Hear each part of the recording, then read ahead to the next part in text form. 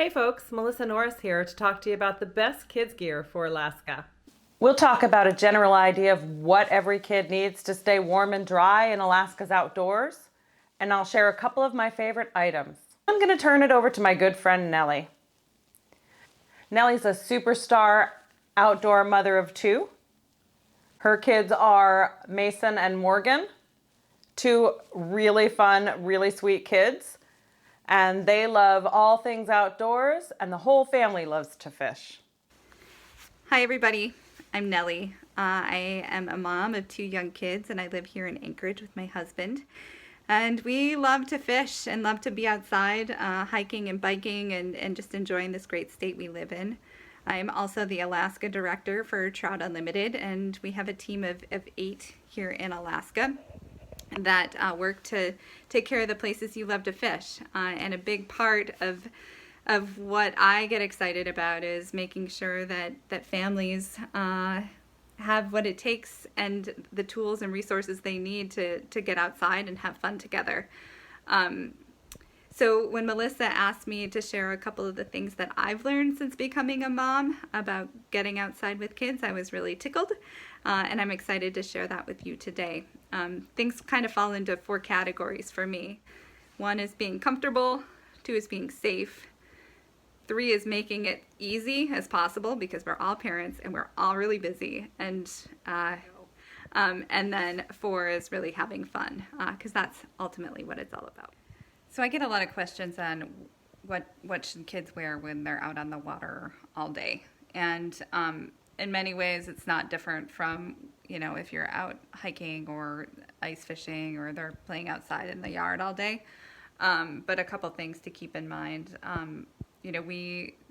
Alaska waters are cold, so we dress very warmly from toes to head. I basically have most of our winter gear with us on the boat at all times, including rain gear, of course. But specific to fishing, we have. I used to have all sorts of things where I'd try to duct tape their rain pants to their mud boots, but finally we've just always ended up wet. So a couple years ago, basically when your kid is pretty solid with walking on rocks, we invested in some waders. There's a lot of waders out there. I'm a pretty big fan of the full neoprene waders just because they're warmer, and when you're on the water all day, it's very rare that you're too hot.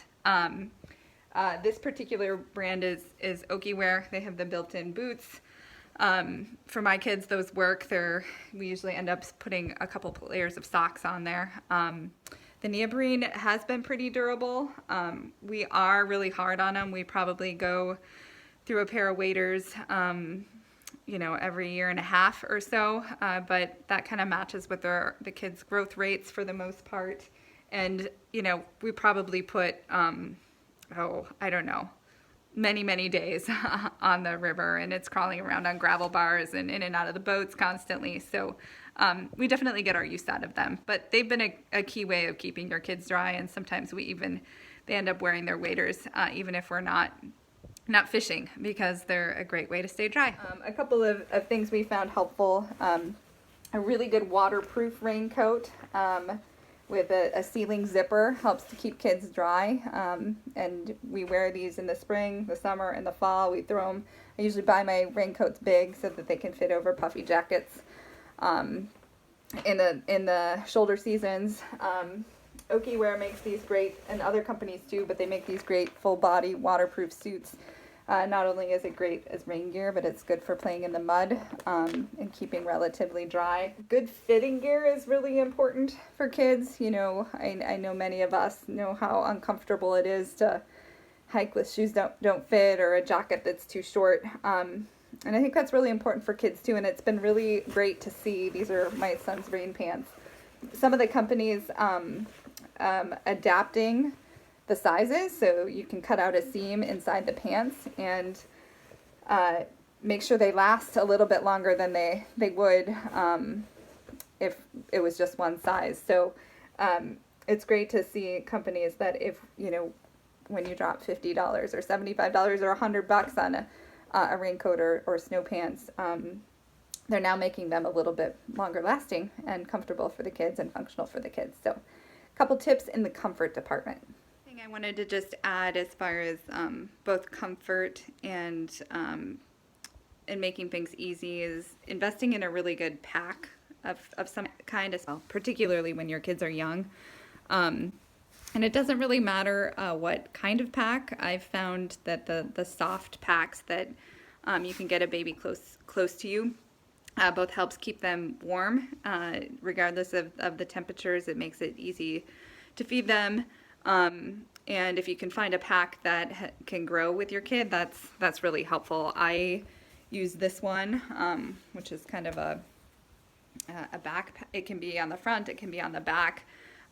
My kids were in there from the time they were a week old all the way until they were 3 or 4. So, and that pack really opens things up. It helped get them on the boat. It helped get them on the trail at a young age. And, you know, the earlier and more often you get kids out, the easier it is when they're older.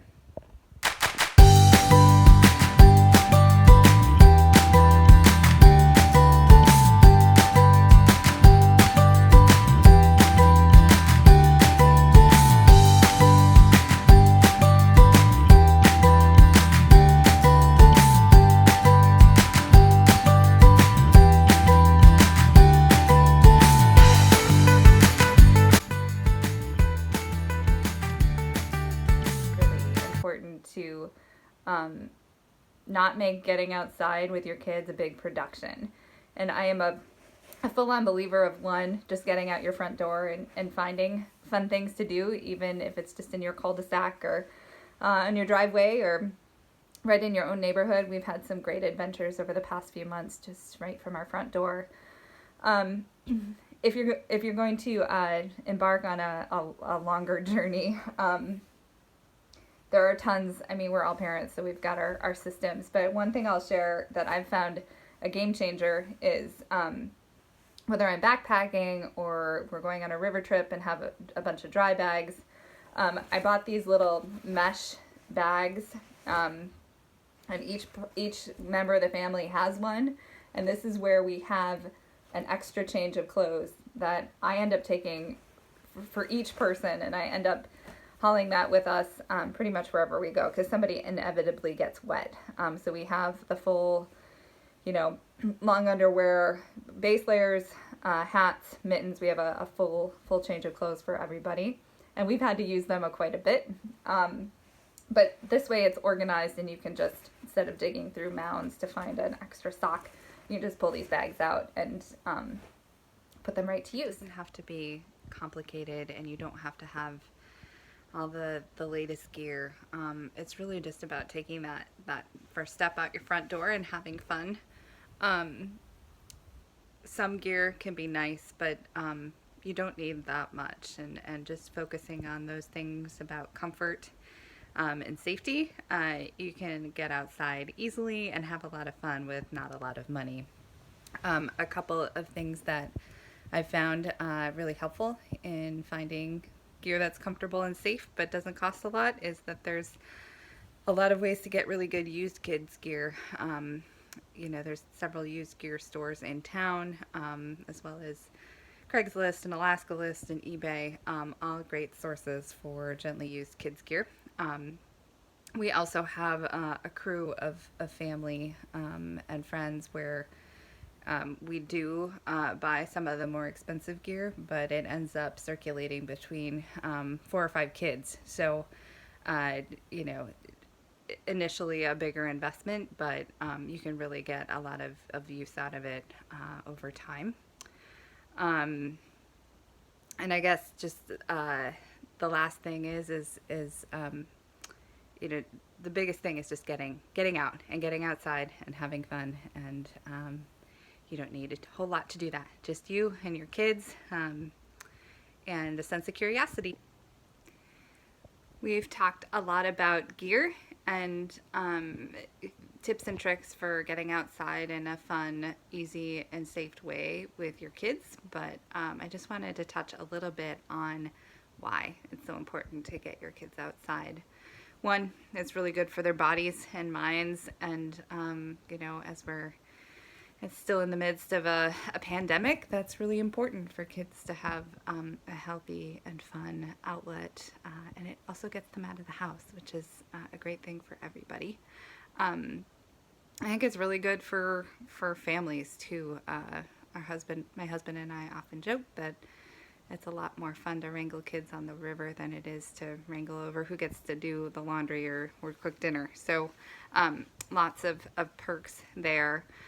There's also, just an incredible amount of science out there about how being outside and having creative play helps kids on all aspects of academics and school and social learning. So great thing for your kids. And then, the last thing I'll say is that in Alaska, we have it really lucky. We have a lot of amazing places to fish and hunt and recreate outdoors.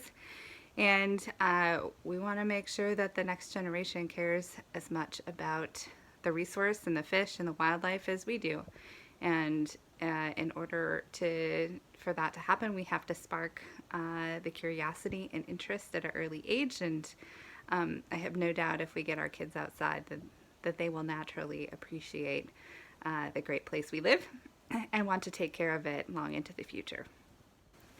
Okay, the last thing I wanted to mention is the fun aspect of being outside and making outdoor adventures fun with your kids. One trick we've learned, and right up there, is the cooler. It might just look like a cooler to you all, but to my kids, that is a treasure trove of fun food that only appears when we're on a camping or fishing excursion. And we've basically made the rule, or maybe it's not having a rule at all, that all snacks are on the table at all times of day. So we've definitely, when we've been in the boat and the fishing's hot early in the morning and mom and dad want to fish, M&Ms are good to go. So really thinking about ways or special things you can do outside where the kids look forward to it, and it's a good distraction and fun thing for them to do while outside. That we really try not to push our kids hard into fishing the whole trip, or going on an 8-mile hike when we should be going on a 3-mile hike. We've certainly learned lessons from both of those experiences. We have come up with some really good games that don't require any gear, like the animal guessing game, and our kids love doing those kind of word games while we're on a hike, and it makes the miles go faster for them. We also bring nets, like little aquarium nets, along on nearly any trip we go on if there's water, and I bet my kids have spent hours and hours and hours just exploring, finding bugs, trying to catch baby fish, finding floating salmon eggs, all sorts of really cool things that just a net and a bucket, that's all they need to have fun for hours. It's really easy to get caught up in, getting to the river so you can get in the water, get first water, or get into the campsite to have the best camping spot. And there's certainly a time and a place for that, and we've done it. But it's also really important to just slow down and have fun, and just kind of see the outdoor world through the eyes of your kids. I've certainly been on hikes and have noticed new things because my son or daughter point them out. Same thing on the river. And taking time to answer their questions or research their questions if you don't know about the answer. All of that is really important, and it's a great way to spend time as a family. My favorite thing on rafting trips, we can go camping on them and rafting. At the same time. Mm-hmm. It's pretty fun. Yeah. What else do you like about camping and fishing and being in a boat? On camping, we can also go fishing. Yeah, we get to do both at the And same we time. get to go baking. What about the snacks? Do you like our snacks? And the snacks are super duper yummy. You know, there's times where late on a Thursday night, my husband and I are exhausted, and you know, the last thing we want to do is pack and get all the gear ready, and we kind of ask ourselves, is it worth it? Is it worth it to frantically pack so we can escape for a weekend? And well, we've certainly thrown in the towel a couple times, and it's totally okay to do. I do think it is worth it. And, you know, we are at the stage where the meltdowns and the piles of gear and the you know, dumps in the river, all of it, we're seeing the payoffs now, where when we ask our kids what's on their summer bucket list, they say fishing, camping, and biking, and we're like, sweet, that sounds like exactly what we want to do. So, you know, push through the hard stuff, and I do think it'll result in many, many, many good family memories. And you know, I also recognize that you know, our kids might live in New York City and want to be far away from dirt and rivers and mountains. But at least they'll know what it's like to be outside and to see this wild and wonderful place we live. In Alaska, our kids have to be warm and dry from head to toe. One of my favorite hats that Maisie still wears is the Sunday afternoon's Shasta hat. What I love most about it is the chin strap keeps it totally fastened around her head, keeping her ears warm. And it's made of a material that repels water. It's not completely waterproof, but it repels. So this is a warm hat. This is a hat made by Cirrus, which Maisie's worn for several years. It's great because it's both knit lined and has a fleece layer.